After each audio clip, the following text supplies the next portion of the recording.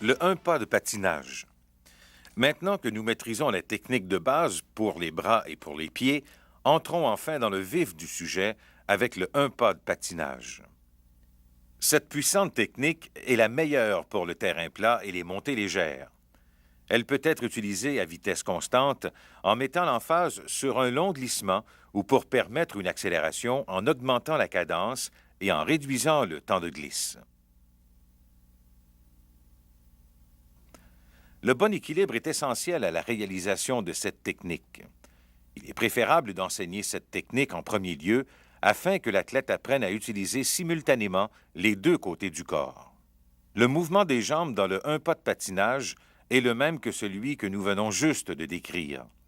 Toutefois, chaque impulsion des jambes doit être accompagnée d'une poussée des bras avec les bâtons. Voyons donc en détail le un pas de patinage.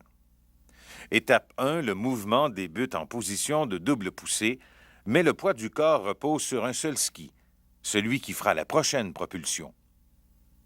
Étape 2, l'autre jambe, soit le ski libre, est placée légèrement devant l'autre et on l'oriente vers l'extérieur, prête pour le transfert de poids.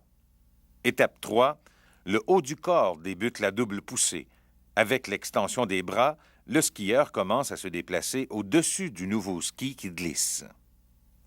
Étape 4, lorsque les bras sont en pleine extension, la hanche, le genou et la cheville de la jambe qui soutient le poids du corps fléchissent pour contracter les muscles en vue de la poussée.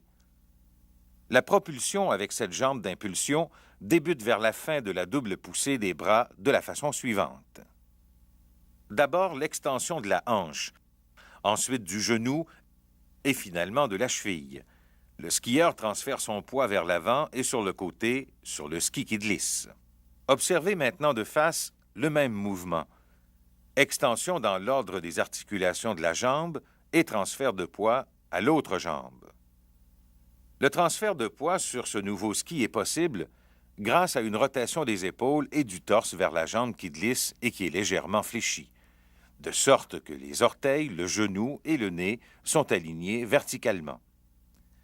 Observez aussi l'extension finale des poignets et des chevilles qui complète le transfert de poids sur la jambe qui glisse.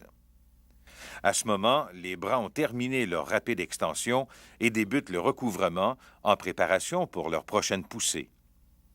On revient à la position de départ, prêt à reprendre les mêmes étapes, mais de l'autre côté.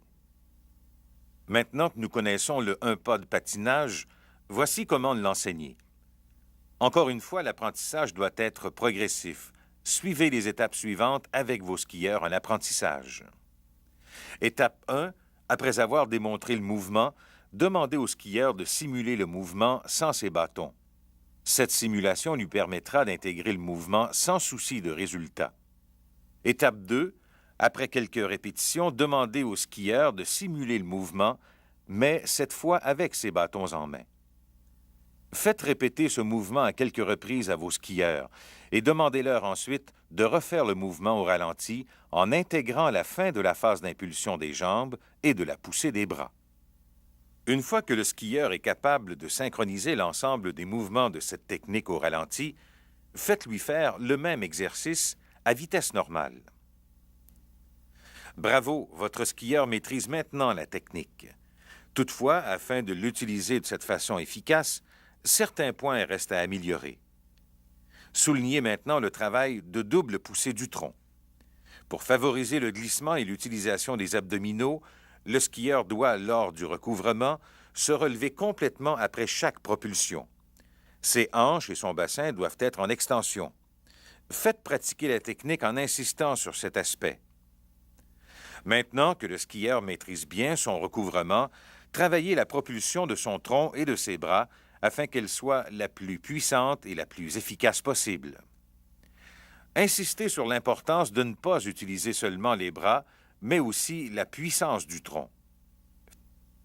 Faites pratiquer à débuter la double poussée en fléchissant légèrement le tronc avec les articulations des bras immobiles, à procéder ensuite à l'extension des épaules, des coudes et finalement des poignets. Lorsque l'athlète est capable d'utiliser ces différentes articulations dans le bon ordre, de façon synchronisée et efficace, demandez-lui de finir l'extension des bras et des jambes jusqu'au bout. Favorisez une extension la plus complète possible.